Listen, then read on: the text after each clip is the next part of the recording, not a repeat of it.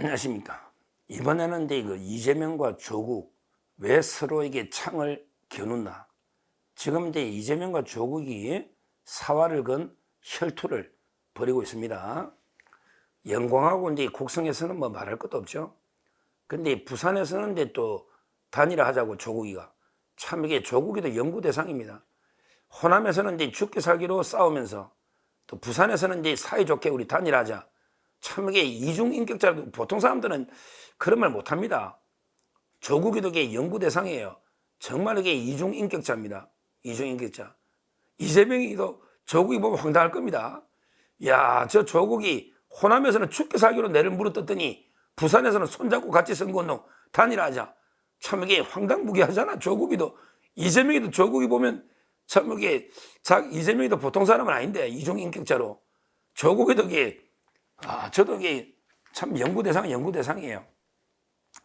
근데요, 옛날까지만 해도 이게 총선 때까지는요, 이재명하고 조국이가 이제 지민 비조였죠. 지역구는 민주당, 비례는 이제 조국당, 지민 비조 이러면서 이제 사이좋게 하면서 조국이 뭐랬냐? 우리는 절대 이게 민주당하고 적이 되지 않는다. 우리는 이제 쇄빙선이 돼가지고 이제 윤석열 정권을 타도하는 데 앞장서지 민주당하고는 전략적 동반자 관계로 간다. 전략적 동반자 관계로 민주당하고 우리가 싸울 일이 없다. 이래가지고 지민 비조 이래가 이제 12석을 얻었잖아요. 그런데 총선 끝난 지가 얼마 되지도 않았는데 지금 이제 서로 완전히 죽기 살기로 사활을 걸고 이제 지금 전라도에서 또는 부산서도 단일 안 되면 이런 데 전쟁을 벌이고 있잖아요. 참 이게 정치판이란 게 영원한 적도 없고 영원한 동지도 없지만 참 이렇게 그렇게 동지더니 이제 엄청난 서로 정치 생명을 좌우하는 적으로 바뀌어 있잖아요. 그러니까 이재명 측에서도 개딸들이 조국이를 엄청나게 지금 욕합니다. 아니 저놈이 쇄빙선이 돼가지고 윤석열 정권 타도하는 데 앞장서겠다더니 갑자기 해적선으로 바뀌었다. 해적선이 돼가지고 우리 민주당 언론에 공개하고 있던 민주당 걸 약탈하려고 해적선이 됐다. 쇄빙선이 아니고 이런 식으로 개딸들 가면 난립니다. 조국이 문제에 이용합니다. 자, 그러면 이제 이재명과 조국에게 왜 이렇게 서로에게 창을 겨누면서 칼을 겨누면서 이렇게 적대적 적으로 돌아섰을까? 이런 데 궁금하잖아요. 제가 이제 분석해 보건데 저는 크게 이제 네 가지로 한번 제가 이유를 분석을 해 보도록 하겠습니다. 네 가지로. 첫째는 이제 조국이 섭섭했었던 게 교섭단체 비구성, 교섭단체 비협조. 이것 때문에 조국이가 엄청나게 조국당이 섭섭해했답니다. 아니 이재명이가 법을 좀 바꿔가지고 이제 교섭단체를 15석이나 10석으로 법을 바꿔주면 우리도 이게 좀 의정활동을 제대로 할 텐데 조국이 의정활동하려면 이게 교섭단체가 있어야 되거든요. 12석이라도 교섭단체가 아니면 이게 모래알 12척이에요. 그러니까 아무런 의미가 없이 무소속입니다. 예를 들어 이제 충무공에 이순신이 12척이 배가 있어도요. 요게 일사불란하게 하나로 이게 조직대가 일사불란하게 움직여야 12척의 위력이 있잖아요. 근데 뿔뿔이 흩어져 있는 12척은 의미가 없잖아요. 근데 조국당의 12명의 의원은 모래알처럼 이게 뿔뿔이 흩어져서 의미가 없어요. 왜? 교섭단체가 아니니까 아무것도 이게 할 수가 없는 거예요. 무소속과 똑같잖아요. 그러니까 이제 조국당의 의원들은 이재명이가 약속을 깨고 교섭단체에 대해서 전혀 협조를 안 해주니까 그 원한이 뼈에 사무친 거죠. 이게 첫째, 저는 둘이가 이제 창을 겨누게 된, 틀어지게 된 첫째 원인은 교섭단체 비협조. 이렇게 분석을 합니다. 그 다음에 두 번째. 이것도 이제 저 취재한 건데, 조국당에서 이재명이한테 민주당한테 섭섭한 게 두 번째. 바로 이제 한동훈 특검법입니다. 조국당의 1호 법안이 뭐다? 조국당의 1호 법안은 한동훈 특검법입니다. 한동훈. 그런데 이재명의 입장에서는 이게 통과되기도 힘들 뿐더러 이재명 입장에서도 이제 한동훈이가 믿기는 밉지만 특검법 하기에는 명분이 없잖아요.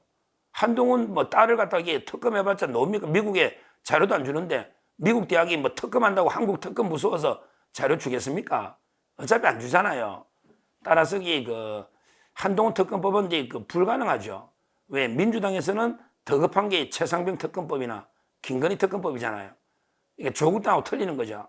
따라서 그 한동훈 특검법에 대해서 민주당이 전혀 협조가 없다. 이게 두 번째 이유입니다. 자, 세 번째가 중요한데요. 세 번째가 이제 바로 조국 당의 그 지속 가능성 문제입니다. 조국 당은요, 항상 이제 그 12명은 맞아요. 조국이 구속되면 13번이 선계하고, 황운하가 구속되면 14번이 선계하고, 이런 식으로 계속 12명은 맞는데, 지금 조국 당은 조국이나 이제 이거 황운하가 구속돼 버리면, 특히 조국만 구속돼도 당이 존속할 수 있을까 없을까? 당이 역사 속으로 사라지지 않을까? 이런 이제 걱정이 엄청나게 많습니다. 그런 우려가. 근데 만약에 조국 당이 지방선거 후보도 안 내면요. 그러면 이게 모든 선거, 보궐선거의 후보를 조국 당은 못 내는 거예요. 그러면 조국 당은 이제 그 비례밖에 없는데, 그럼 내년에 지방선거도 후보 안 내고, 뭐 아무것도 안 하면요. 조국 당이 존속할 수가 있겠습니까? 조국 당이 지속 가능, 존속하려면 모든 게 선거마다 후보를 내야 이게 그 당이 유지되고 존속될 수 있잖아요. 특히 지방선거 2년 뒤에 후보도 안 내면 조국 당 없어집니다. 그렇잖아요. 후보도 못 내는 당이 무슨 공당입니까? 그러니까 조국 당 입장에서는 사활을 걸고 당이 존속하고 당이 지속 유지하려면 보궐선거에 승리해야 그래야만 이게 호남에서도 경쟁 구도가 되고 또 다른 데도 후보 낼 거 아닙니까? 그러니까 어쩔 수 없이 조국 당은 당이 명운을 걸고 민주당이야 뭐 계속 존속하겠죠. 없어지지 않겠지만 조국 당에게 절박한 거예요. 당이 없어질 수도 있는. 그래서 세 번째는 이제 그 당의 운명 지속 가능성, 명운을 걸고 이제 그 보궐선거에 올인하고 있는 이런 상황이다. 그러니까 이제 그 창을 겨누게 서로 되는 이게 세 번째 이유입니다. 그리고 이제 마지막으로는 이제 그 조국이 하고 이재명 싸우는 이유가요. 마지막으로 이제 저는 대선 전초전으로 둘 다 보는 것 같아요. 물론 이제 그 조국이도 구속될 걸 예감하니까 바로 놓을 수 있겠나 이런 생각이 들죠. 근데 이재명이도 그럼 똑같잖아, 조국처럼. 이재명이도 이게 뭐 어차피 피선거권이 박탈되면 선거법이나 둘 다 못 놓잖아요.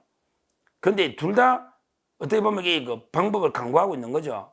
조국의 입장에서는 어차피 이게 윤석열 탄핵을 해버리면 내가 살아날 길이 있다. 또 어떻게 아느냐? 내가 만에 하나 대법원에서 그 기사회생해서 파기환송되고 살아날지 어떻게 아느냐? 아직도 이게 미련은 못 버리는 거예요.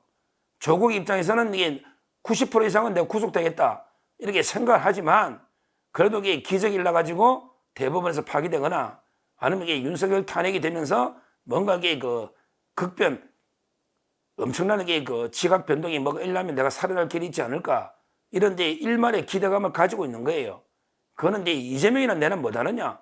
이재명이도 지금 날아가는 거고 나도 날아가는 건데 그럼 이게 둘 다 살아날 길이 또 있지 않느냐?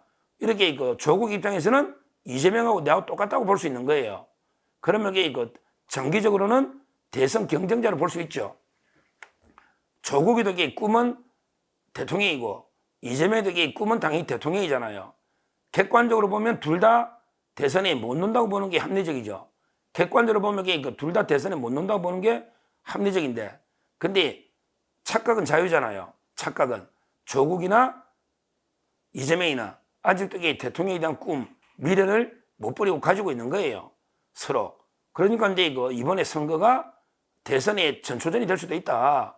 자기들은 착각인지 몰라도 객관적으로 보면 이런 이제 그 헛된 망상이라 그러죠. 이걸 이게 가지고 있는 거예요. 그러니까 지금 이게 죽기 살기로 내가 이게 이번에 이기면 대선에서 이재명도 꺾을 수 있다. 이런 식으로 이게 조국이는 죽기 살기로 달라붙고 있고 이재명이도 최고위원회의를 영광 곡성에서 했죠. 그러면서 이게 그 선거에 치면 우리 신임 지도부의 운명이 위태롭다. 이재명이 그랬잖아요. 영광과 곡성에서 우리가 만약에 패배하면 우리 신임 지도부 전체 와야 될 수도 있다. 위기의식을 가지고 그러면서 이게 뭐 100만 원씩 기본소득을 풀겠다. 말도 안 되는 게 그 매표행위를 이재명이가 했지 않습니까? 이런 식으로 이게 싸우고 있는 죽기 살기로. 그래서 결국 한번 정리해 보면 옛날에 전략적 동맹자 관계했던 전략적 동반자 관계했던 조국과 이재명이가 지금 여기 서로 죽기 살기로 생사를 걸고 이게 그 창을 겨누고 싸우고 있다. 왜 그럴까? 왜 그럴까? 정치판에 영원한 적과 동지가 없지만 왜 그럴까? 크게 그 네 가지로 제가 분석했습니다. 조국 당이 첫째는 이제 교섭단체 비협조 섭섭함, 두 번째는 이제 그 한동훈 특검법 비협조, 그것도 섭섭한 거죠. 그 다음에 그 세 번째로 조국 당은 이제 그 당이 존속이 걸려 있다. 보궐선거에 여기에 후보를 못 내고 지방선거 못 내면 끝나는 거죠. 당의 그 존립 달려 있다. 그러니까 죽기 살고 싸우는 거예요. 마지막으로 이제 그 둘 다 망상일 수가 있지만 이걸 이게 대선 전초전이다. 이재명과 조국 싸움으로 이렇게 또 생각하고 있는 이런 데 이유 때문에 죽기 살기로 싸우고 있는 겁니다. 우리 입장은 어떨까요? 항상 말하지만 디바이드 앤 룰, 적은 이게 분열시키는 거예요. 우리는 이게 똘똘 뭉쳐야 됩니다. 우리 윤석열 대통령, 한동훈 대표, 우리는 이제 똘똘 뭉치고 적은 분열시켜야 된다. 결국은 이제 이재명과 조국이가 서로에게 칼을 들고 창을 들고 죽기 살기로 싸우고 있으면 우리는 이게 그 강 건너 불구경하듯이 하면서 오히려 그 부채질을 한번 해줘야 돼요. 부채질을. 제가 방송마다 나가서 조국하고 이재명과 문재인, 자꾸 분열을 부추기는 이게 부채질입니다. 강 건너에 불구경만 하면 안 돼요. 뭐 오불관은 나는 이게 관계없다. 조국이하고 이재명이 죽기 살기 싸워도 우리하고 무슨 관계 있냐. 이렇게 강 건너 불구경만 해서는 안 된다. 거기에 그 부채질까지 해가지고 계속 그 분열을 더 확대시키게 됩니다. 완전히 치고받고 싸우다 둘 다 꼬꾸라지도록 이렇게 분열을 촉진시키게 된다. 그런 역할을 저희 방송이 해야 되겠다. 이렇게 말씀드리고 지금 현재 그 둘이가 객관적으로 봐도 지금 죽기 살기로 싸우고 있는 게 맞아요. 맞아요. 이럴 때 우리는 똘똘 뭉쳐서 둘이를 제압해야 되겠다. 이렇게 말씀드립니다. 감사합니다.